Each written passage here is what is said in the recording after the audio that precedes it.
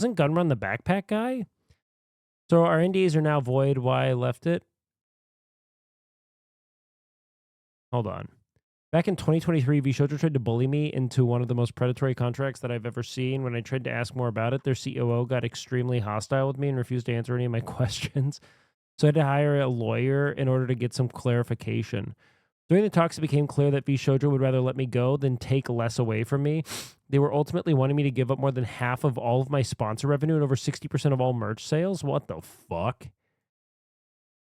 All I asked them in return is to not take a cut of the sponsors that I was getting through Mythic, as that cut was already being taken. That is remarkable.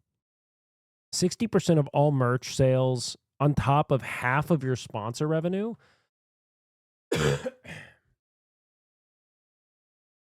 Like, you have to wonder what the overhead and expenses of companies like Vshojo are, and how you have to point to this is like, okay, you have bloated upper management. You have a bloated C-suite. You are pummeling money and resources into the people at the top because they want a larger cut of the pie. That's all it can be, justifiably. They basically made it seem like they were my employer and they're the reason for my success, that I owe them, and that I should be happy to give them my money. Psychotic. It's like you build a cult of personality on a website that, like, you know, is built entirely around the you know, like, wit and agency of the view of the streamer, you know? What are the overhead expenses even? Well, like, you know, branding, merchandising, you know, they probably run some social media stuff. I mean, they do have a number of things. I mean, they have people who probably sell events and sponsors, or sell to the sponsors. I mean, there are elements to it. They demanded I sign an NDA that prevented me from speaking to any of the other talent about it. I could not say why I was leaving. I could not say this is heinous. This is heinous. Like, it's just such blatant guilt. Like, this is just actively being like, tell no one what you like. Yeah, of course you should be able to speak about your experience.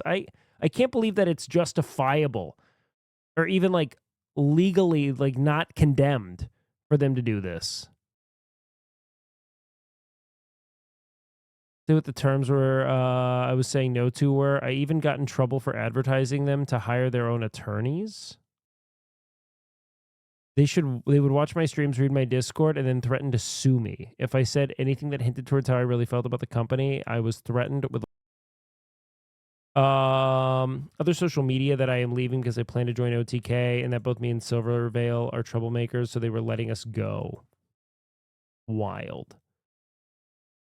Later, I found out that Nanners wanted to leave around that time due to being unhappy with the contract, but was told that she couldn't because it did not fit their narrative that they were pushing internally and externally. Fit their narrative? I guess Vshojo must have wielded an enormous amount of power and influence over the VTuber audience, because they seem to feel like very like under the heel of them, in a sense.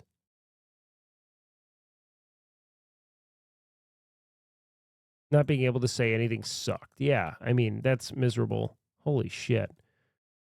I found out that I didn't get paid for any sponsors after I had already signed the NDA after 2 years. I still have not been paid back fully. To add insult to injury, they also demanded I pay them back $10K for some of the anniversary assets, which they sent back to me months later were half finished. Horrid. What the fuck? What the fuck?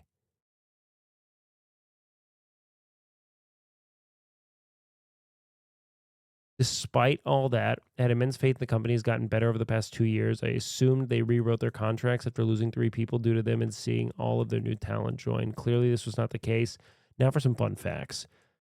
Their company lawyer has an expired law license. Whoa, hold on. He literally does not practice law anymore, yet he was our point of contact for any legal help we needed. I mean, yeah, it was just an arm of the people who wanted to continue to fucking extract revenue from you. I guess if he's just legal consult, he can do it. Told not to message us privately. Go figure. I have proof from other streamers attending their IRL parties that MTD would actively shit talk me after I left the company to paint me in the worst light imaginable.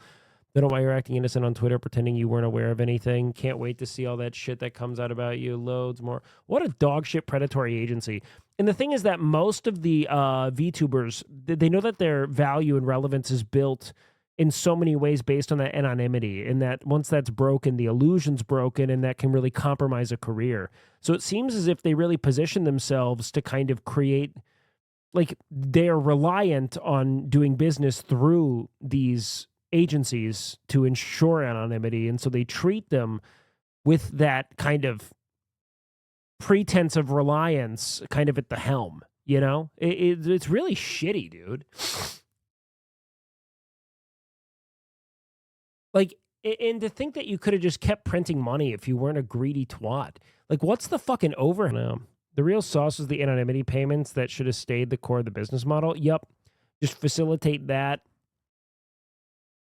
Maybe build some kind of collaborative network through it, you know, some kind of brand identity, live events that seem to do well, but this all just seems horrid, top to bottom. Just totally fucking poorly managed, and like with no reason to be so poorly managed at that, which is what's so tragic.